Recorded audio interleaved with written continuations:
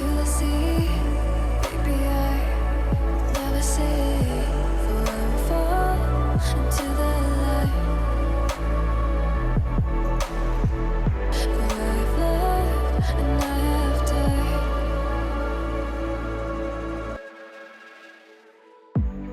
So I won't hold back, and you should know that was never good, just like regrets.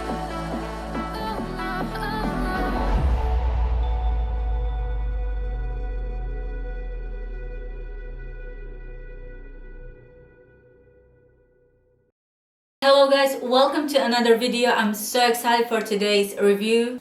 Today we're gonna be talking about new Hindash Monochromance palette. So this is second of his eyeshadow palette. First one was Beauty, which I didn't have a chance to review, but here I am for the second one, Monochromance, and I really do love the color story. The first one was more essential, this one is more colorful. So this palette, it's matching the outfit. And there is something really special when it comes to this color story and the way this palette is being arranged, and we're gonna be talking about that a little bit more in depth. If you want to see just the tutorial, you can skip this process and watch that, but if you want to see introduction and the story behind this palette, at least what is available online, then I'm gonna just quickly go through some of the stuff and my experience when it comes to this palette. So the price for this palette was $70 US, and with the shipping and taxes, actually it came a lot. But anyways, I'm so happy that I had a chance to try this palette, and as you can see, this one has nude baby pink packaging. Unfortunately, I'm not a big fan of. The material is not something that is similar to plastic or something. When you're cleaning it, the material soaks the product. So unfortunately I already have like some stains and stuff, and I'm gonna try to remove that. But that's the only thing actually that I would say I don't prefer. Anyways, let's go to the good stuff. So right in here you will have vegan 6-pan pressed pigments. When we are talking about monochrome, we are talking about one color that goes from light to dark, so it has different depths, which is really important when you think about color story. When you are doing blending and anything on your eyes, lots of times if you are doing, for example, brown shades, then if you do want to have one color story, then the lightest and the darkest has to have similar undertone, which is really hard to find sometimes in the palette. But this is great because in just one color you have perfect depths, so you have from light to dark. Many times the issue that I will have to combine 5 palettes to reach certain look. Definitely something that caught my eye, and I think it's brilliant when we are talking about artistic part of this and actually practical part when we talk about applying makeup. So first one, alter ego. So the first one is, when we talk about light color, it's a bone beige with warm pinky peach undertone, when the darker one is the taupe color. This one, when I look at it in a palette, it looked more cooler, but when I put it on the actual skin, it is much more on a warmer side. When we are talking about highlight, I don't have that in this palette, at least not for my skin tone, but if you are darker, then this may be good highlight for you. Second one is Match Made, and this is actually mustard yellow color that goes into khaki brown, dark brown, and it has olive undertone. This, you even, maybe, I haven't tried it, but maybe you can even use it for a sculpting. It may be too cool, well, I'm not sure. I will see that as I test this palette even more. And then we have a heavy PETAL. It's such a beautiful baby pink that goes into kind of raspberry color. It is really pigmented, really strong. I tried this one and the one below. I tried for my blush, but just a little bit, and it has a big intensity for that. It is too strong. Because it is a powder, you can apply it as a blush, but if you're doing that, make sure to remove excess from the brush and then go just with a little bit, otherwise it will be harder to remove that product. So the next we have Heartbrew Strobe. This is more of a dusty peach kind of color. It is really beautiful color.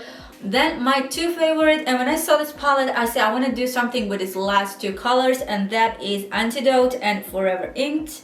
Such a beautiful combination. These two are so beautiful. And so the first one is Lilac Lavender that goes to deep purple, and the other one is kind of brighter aqua slash, it's not minty but more aqua shade that goes into deep teal. I use this color to make my eyeliner, and actually I really do like the depth. It goes even more darker when you mix it with for example Inglet's Duraline, and the rest was just blending. So without any further ado, I think I said everything that I had to say, and without any further ado we can go into this tutorial so you can see how I achieved this look. Let's go, let's go, let's go, let's go. First thing I'm going to do is to prime my eyes. I am using MAC Paint Pot in Soft Ochre. Of course, prior to this, my skin has been moisturized and my eyebrows are already done. I am making sure to blend this product equally and to really press this product into my skin, take my time to work this product. So now I'm going into this Antidote shade. So this will be our base when it comes to first shading of the eyes. First I'm gonna take blending brush and use this shade right here. I'm not going all the way, I'm just, if we could divide this shade, so this would be like shade 1, shade 2, middle, shade 2, and then we have shade 3. Like obviously you do have more shades in here, but if I could roughly divide them, that's how I would do that. So I'm gonna grab this side right here. As always, take the axis of the brush and let's start. I'm gonna go really high above my crease, and I still do wanna leave a little bit of space for my eyebrow. I really like this color. If you have green eyes, this shade is perfect for you. Or even my natural brown eyes that I have would go really nice with this. But in my opinion, when working with this color, I would always use model that has green eyes. So yesterday I was playing around with these colors. I was watching them, testing them to see in a couple of hours as much as I could see. So we'll see today the whole wear test and how it's gonna go, how it's gonna stay. The color payoff, I would say it's from medium to high coverage. It is definitely having a coverage, but it's good that it's not too heavy of a coverage. And what I mean by that is when you sometimes just the product having too much of a pigment sometimes can be harder to blend, especially when you're working with high intensity, especially if you are working with the colors that are a lot brighter. Like when it comes to neutral colors, it's way easier to blend, but when you're working with reds and stuff, it's a totally different story. Okay, so I went a couple of times with this color. I will create another looks and put some other products as well to combine to see how they work. I'm taking same brush but a clean brush and just working the edges. It's not too dark, so it's not that hard to work with this one. But you know what, before I continue to this gradient and going on to the darker color from the same shade, I will be using this shade right here, the lightest shade. Actually, when I saw pictures, and even when I look at it in the pan, it looks much cooler than it is. It is really, really warm. Like I already mentioned, this is bone beige color with a really warm pinkish undertone or pinkish peach undertone, and it works really nice. So you don't have actually light, cool toned color in this palette, just so you know. Well, I thought initially that's what it was, but it's not. Once you put it on the skin, it turns out to be a bit different than it's in the palette, which is okay because this one I like when I combine with the other shades. At the end, I'm not sure if this is going to be enough light for the eyes. I know it's going to be okay with an inner corner, but when it comes to this part underneath the eyebrow, I do like to emphasize that part with a lot of light, but I don't have that in this palette at the moment. We are continuing with the shade Antidote. I'm going more towards the middle. I want to build this color from the lightest to the darkest. Again, I took same brush. These two, such a good match to combine them. That's the first thing I was thinking when I saw this palette. Like, instantly I'm thinking what I'm gonna create, which colors I'm gonna use. I didn't want to use all the colors at the same time.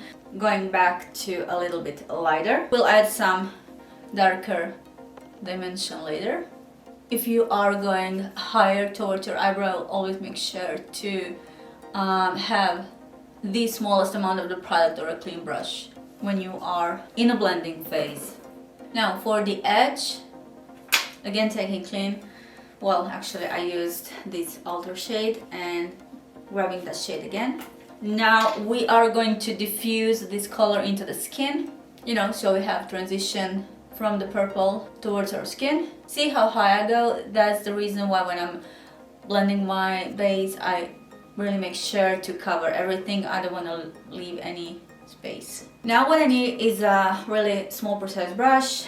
Again, going with the shade alter, placing that color in the middle of my eyebrow. So as this shade, the lighter shade in this palette, is more of a type of a shade that will blend into your skin. Unless you are really dark tan, it won't stand out, it will blend into your skin. So if you want to highlight something, for this part at least, you will have to use some other, whatever, other shade, lighter shade than this one. Don't get me wrong, this shade is beautiful, but for me it doesn't work in a sense that this needs to be highlighted. Now I want to take smaller, this is somewhere in between blending and bullet brush, and want to go into deeper part of this shade, and I'm going to work on the lower part of what we have already done, but just on the other portion. And now to blend it, I am using bigger blending brush, the one that I already used prior to this. As this is the most challenging part of this tutorial when it comes to eyes, it's easier to do voiceover. So first I went with deepest shade from the Antidote, and I'm using Inglass Duraline mixed with inked shade. I wanted to see how different textures will work out, and this one worked out really good. So I made an outline and I went back and forth with a Antidote and Forever Inked shades, and then deepen up everything with this inked shade. I used really small precise brushes. In this such a small area, it is required to have really small brushes. When it comes to eyeliner, I'm just outlining the last third of my eye just to lift my eye. I'm not doing the whole liner, and then I went for my inner corner as well, just to elongate the whole look, because it is symmetrical when we look this side of the eye and then this one, it works one with the other. And now when the hardest part is finally over, I am going back with a little bit of primer, because just the primer that has been sitting here for I think, I don't know, a couple of hours.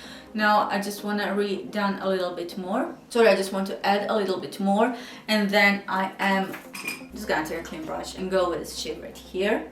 And I'm taking a really big amount of shade, and when I want to pack eyeshadow like this, I don't even take excess of the brush, I just go directly onto my skin. I just want this punch of the color, and just from a habit, I almost whenever I know I have to grab for the eyeshadow, it's just I have to remind myself, okay, I have to go, I can't go through the whole pan, I just have to grab the beginning or the end of the eyeshadow. And now I'm just gonna add a little bit of anti-color just to connect everything on my eyelid, just slightly, to not leave any area that might be covered, just in my base. Now I'm going to focus on my lower lash line, first going in with the base. If this area right here is dry, go again with your skin products and with primer, just to add some moisture to this area, because it is something that it tends to get really dry. And now I'm using the lightest shade and the small brush, and now we're going to make a transition with Antidote shade. Pretty much easy, from the lightest to the darkest. Now when I take the darkest shade here, I want to go with the smaller brush, and just to make sure to blend this nicely. And also you can use, just to blend this into your skin more, if you want to, you can use this first shade right here, alter, and go underneath this purple. And now after I curled my eyelashes and put some mascara, I am going in with a cut in half Ardell's Naked Eyelashes in style 421. And just that other portion gives more of a lifted eye effect.